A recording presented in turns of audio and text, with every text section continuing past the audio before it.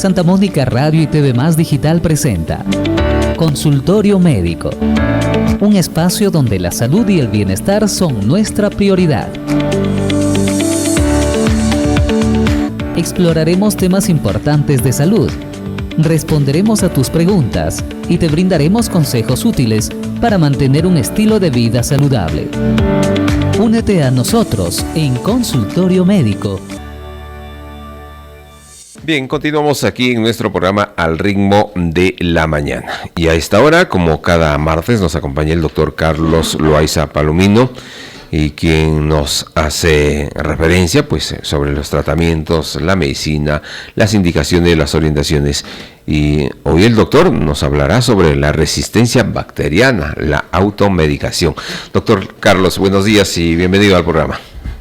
Muy bien, vamos a ver si recuperamos el sonido, por favor, para que podamos conocer lo que está ocurriendo aquí con este tema que hoy tenemos. Doctor, decíamos, escuchábamos su saludo primero, ¿no? Así es. Un saludo a todos que nos escuchan los martes. Un abrazo enorme. Bien, doctor, nos ha propuesto el tema sobre la resistencia bacteriana, la automedicación. ¿A qué trae este tema? Mira, yo creo que a lo largo de la historia, los humanos hemos afrontado una constante batalla contra los microorganismos, ¿no? Desde hace muchísimos años, desde los años 1640. Mira que en 1640 ya se iniciaba un tratamiento a base de hierbas, es decir, el tratamiento era herbolario, no había antibióticos químicos. Luego, ya en el año de 1899, se empiezan a descubrir dos grandes antibióticos. Uno que es la piocinasa, que es el primer antibiótico utilizado en la tierra para los humanos. Piocinasa, mira. Y luego se utilizó ya el famoso Salvarsan, que es un antibiótico que se utilizó para la sífilis, porque en ese tiempo estaba cobrándose muchísimas vidas. Pero ya en el año de 1928, el gran científico Alexander Fleming descubre la penicilina. Y ahí hay como una nueva era para los antibióticos y para la sanación de las enfermedades. Pero ¿qué sucedió? Que se utilizó mal esos antibióticos. Es decir, que no se sabía bien que si eran enfermedades bacterianas, enfermedades virales, enfermedades micóticas o parasitarias, un antibiótico. Entonces, todo ese exceso de la mala utilización de los antibióticos es lo que hoy en día se está presentando, la famosa resistencia bacteriana. Que no hoy en día, sino que se empezó a presentar exactamente, desde el año 2013, donde pues la resistencia se hace muchísima. Pero no tanto el 2013, sino ya al 2040 ya había a 1940 ya había resistencia bacteriana. Entonces, Fleming descubre la penicilina, pero también la penicilina fue mal usada por muchas personas que en ese tiempo ayudaban a salvaguardar la salud de la gente.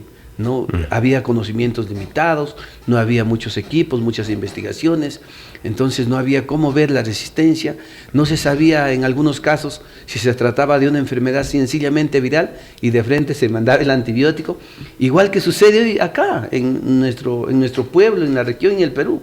Es una simple gripe, vas a la farmacia y pides de frente amoxil más ácido clavulónico o pides algún otro tipo de antibiótico, ¿no? Doctor, ¿y se ha hecho algún estudio por qué, por ejemplo, en el Perú el 55% aproximadamente, creo, se automedica? Mira, ese es cierto. Hay dos razones importantes. Una, que es la economía. Hay gente que no tiene dinero para irse a una consulta, o a veces dicen, no, el CIS me demora mucho, otros no tienen salud, entonces se van directamente a la farmacia. Y es más, ni siquiera dicen tengo estos síntomas, para que en la farmacia, pues a veces para buena suerte está el químico farmacéutico, pero muchas veces están gente que no está muy preparada. Gente auxiliar, para poder, ¿no? De atención. ¿No? Los técnicos en farmacia, por ejemplo.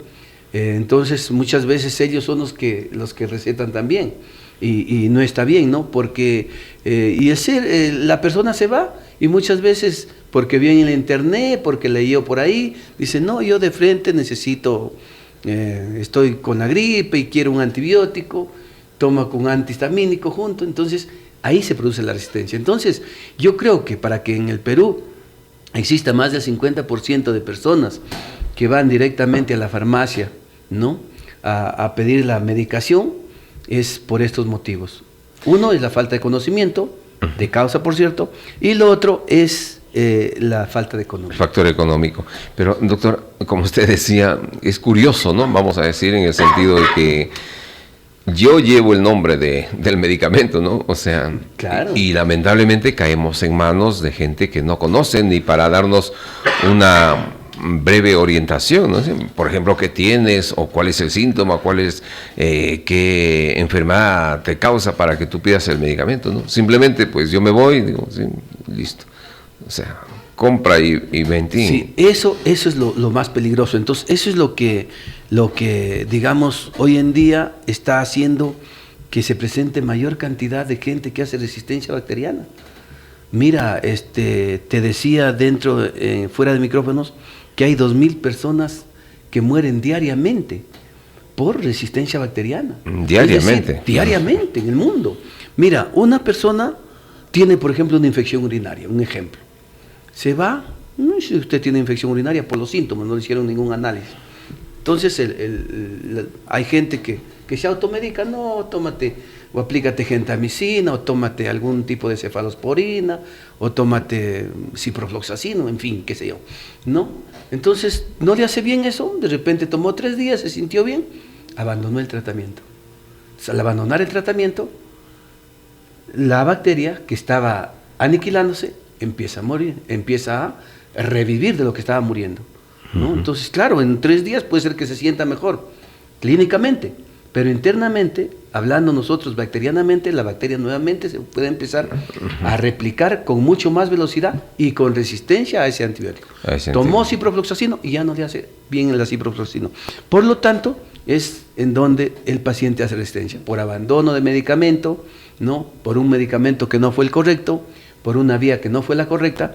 Mira, cuando uno toma un medicamento, en nuestro cuerpo se produce el sistema LADME, LADME.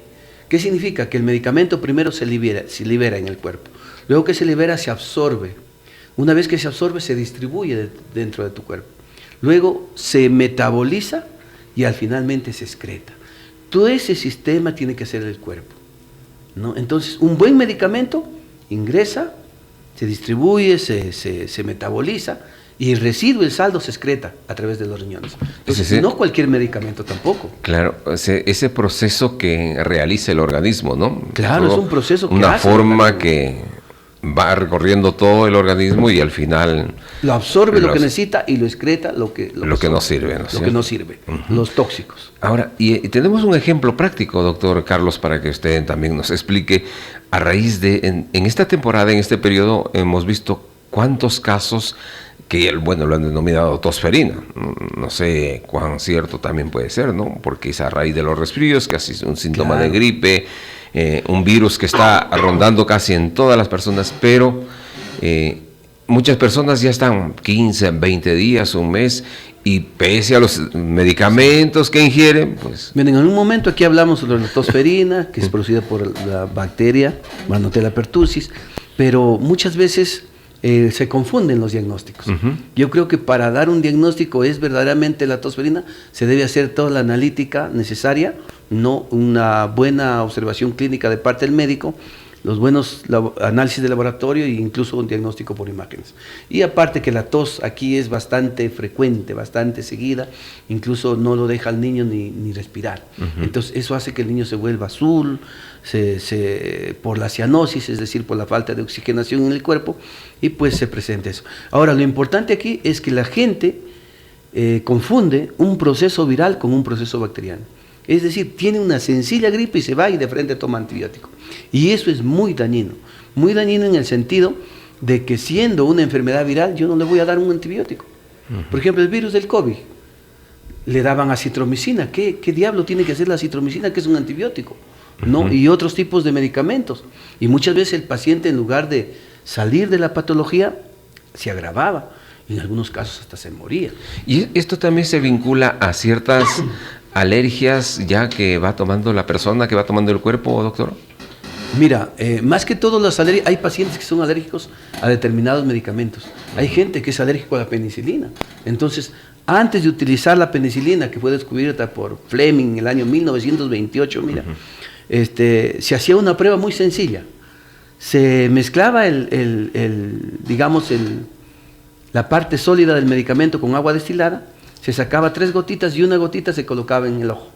Si el ojo se hacía rojo, era sensible a la penicilina y no se le administraba. Porque un medicamento, cuando tú eres alérgico a ese medicamento, te puede matar en el instante. Es decir, si eres alérgico a la penicilina y te aplican penicilina, mueres. Hay mucha gente que ha muerto en las farmacias. ¿No? Porque en las farmacias muchas veces te aplican y ya está, ¿no? Sin ninguna prescripción médica. El problema es que si ese señor fue alérgico a la penicilina y le administraron penicilina, puede ser endovenosa o intramuscular, el paciente puede morir. Por eso esta sencilla prueba es más que suficiente para, antes de aplicarlo, exacto, la utilizo. El estudio de laboratorio que tiene que entrar de prioridad, ¿no? Porque a veces el médico consulta, pues, ¿no? O quien va a aplicar la vacuna o el medicamento, ¿eres alérgico a tal? Bueno, pues no, por acelerar o por la desesperación, No. Y entonces ahí está el riesgo. No hay que confiarse de la palabra del paciente, porque el paciente a veces te puede engañar o está con el dolor, para que no me siga preguntando. Yo le digo que no soy alérgico, y no es así. Entonces, una sencilla, digamos, cuestión que puede ser alérgico a un determinado medicamento puede ser mortal. ¿Y a qué se está haciendo el organismo o el cuerpo mayormente resistente a los medicamentos? De preferencia los antibióticos que son utilizados en forma, que son de venta libre. Y aún así hay gente aquí que no es consciente y te vende, por ejemplo, un medicamento que puede ser clonazepam, diazepam, sin receta médica. Es muy peligroso y la gente lo utiliza mal. Hay jóvenes que se deprimen y hasta toman 5 o 7 pastillas, a las finales terminan en un lavado gástrico, ¿no? Entonces es peligroso esto. Yo creo que las personas que venden medicamentos deben ser conscientes y tienen que estar preparadas. No cualquier medicamento dar así por así. A un niño un exceso de medicamento puede producirse una insuficiencia renal y fregarle al niño. Y mandar al niño a diálisis, imagínate. Entonces no es cualquier medicamento. Por eso está el pediatra sabrá qué tipo de medicamento, cuál es el más tóxico, cuál malogra o no los riñones. Y en ese sentido, pues, el pediatra es el más indicado. Nosotros los adultos como que aguantamos un poquito más, pero hay gran cantidad de antibióticos como la amoxicilina que se utiliza muchísimo, la ciprofloxacino de igual manera, la gentamicina también. Entonces, estos antibióticos están haciendo resistencia. ¿Resistencia por qué? Porque muchas veces el paciente puede ser ordenado y se va a su médico, el médico le prescribe antibiótico por 7 días, 3 veces al día, si se trata del amoxil masáceo clavulánico, un ejemplo, ¿no? Entonces el paciente solamente utiliza 3 a 4 días, se siente mejor, abandona el tratamiento y hace resistencia bacteriana. Y aquí también, doctor, usted la conoce perfectamente, lo que sucede también, ya decía usted, ¿no? A veces por la demora o por la falta de economía, lo que sí engloba es la precariedad de la salud en el Perú o en el país, ¿no? Sí, yo creo que, mira, no es posible que te citen para unos análisis, para la toma de muestra, el lunes 1, por ejemplo, hablando de hoy día, o martes 1 de julio, que la lectura del resultado se va a hacer el 21 de julio, y eso no es así, pues. Yo creo que y ahí se necesita. ¿Se puede modificar el tiempo en el resultado? Puedes fallecer, de repente tienes una enfermedad muy grave y te puedes morir entre el 1 y el 21 que te toman las muestras, te mueres. Nunca llegó el señor a recibir sus resultados. ¿Por qué? ¿Por qué no llegó? Porque el señor sencillamente murió. Entonces, yo creo que los sistemas de salud deben cambiar, deben cambiar totalmente. Y el ser humano debe ser consciente, el que tiene SISU, el que tiene seguro social también, ser consciente. Si la enfermedad no es tan grave, no hay que quitar cupo a otra persona. Eso también tiene que ver mucho, pero ahí las autoridades, tanto del MINSA como de salud, deben dar prioridad a la gente que verdaderamente necesita, ¿no? Y muchas veces, como te decía, pues me toman una resonancia hoy y lo van a leer en 2 meses. Dios mío, ¿de qué sirve? ¿No? Entonces, yo creo que si me toman una resonancia hoy, máximo al siguiente día o el mismo día debe ser leído. Hoy análisis que el mismo día, por ejemplo, en la empresa privada, nosotros atendemos 7, 8, 10 de la mañana, a la 1 de la tarde están sus resultados de algunas pruebas, salvo los cultivos que se necesitan 3 días para que poder salga el diagnóstico final. Pero en un simple examen de hemograma, un diagnóstico de tiroides, todo eso sale en 3, 4 horas. Entonces, lo que se necesita es detectar la enfermedad lo más precozmente posible para que no existan problemas.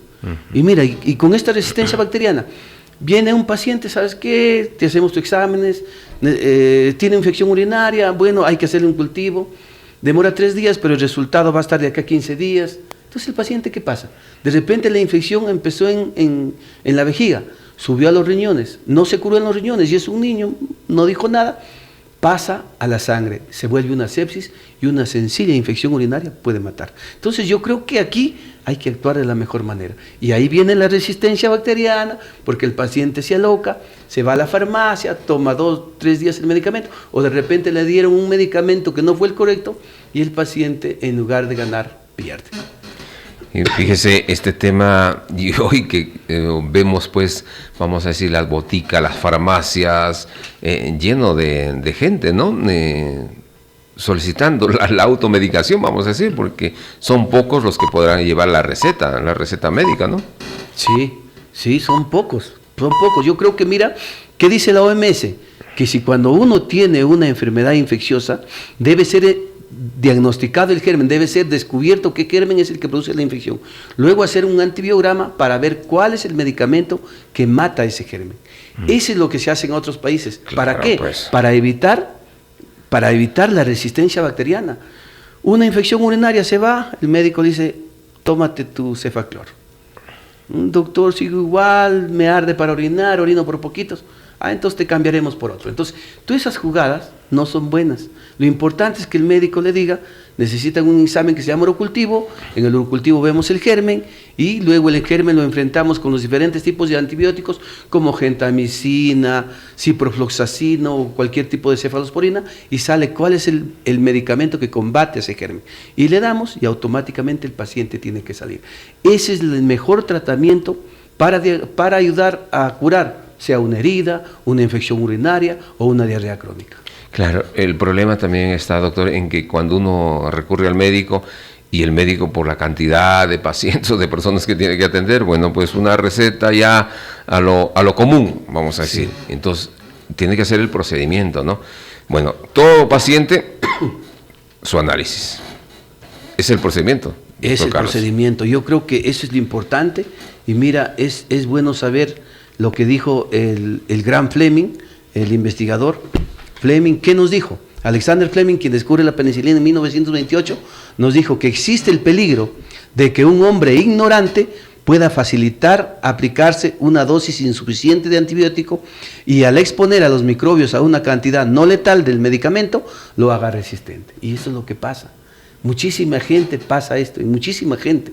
Entonces, la falta de completar el tratamiento, el no dar el medicamento correcto, el no administrar el medicamento por la vía correcta, lamentablemente van a producir la famosa resistencia bacteriana. Y esta resistencia bacteriana va a permitir, pues, que no te haga bien cualquier medicamento. Ahora, cuando se habla de la resistencia bacteriana, hay una resistencia bacteriana natural de la bacteria misma, donde la bacteria va a producir la expulsión del antibiótico. Es decir, llega el antibiótico, es como si la bacteria vomitara el antibiótico. Lo otro, a una neutralización del antibiótico a través de la bacteria, mira, ¿no? Y hay alteraciones en su modificación y en su sitio de unión. Entonces, estos 3 factores son importantes para que la bacteria pueda eliminar el antibiótico antes que lo destruya a ella. Entonces, eso es muy importante. Yo creo que no a la automedicación, hay que cumplir el tratamiento y hay que ir al médico adecuado para que nos dé el tratamiento correcto. Doctor Carlos Loaiza Palomino, muchas gracias por esas indicaciones que es necesaria, pues la intervención profesional médica y ojalá también todas las personas contribuyan, ¿no? Exigiendo un procedimiento adecuado para que podamos ingerir o consumir los medicamentos. Al 2050, Jaime, vamos a tener 10 millones de muertos si es que se sigue utilizando malos antibióticos. 10 millones de muertos. En un día. En un día, el 2050. Hoy, en un día, estamos 2000. Con 2000 personas que están muriendo por la mala utilización, es decir, por la resistencia bacteriana. 2.000 personas están muriendo diariamente. Y CDC está detectando, digamos, un germen resistente cada 4 horas. Cada 4 horas. CDC es un laboratorio enorme que se dedica a hacer estudios de investigación en los Estados Unidos de Norteamérica. Muy bien. El doctor Carlos Loaiza Palomino, del Laboratorio Loaiza, por supuesto. Usted lo ubica a cualquier consulta, citas ahí en el Jirón Adriano Noboa, en la cuadra 3 de acá de la ciudad de Chota, cerca de aquí de Santa Mónica, por si acaso. Bien, doctor, será hasta nuestro próximo programa. Gracias, Jaime. Muy amable.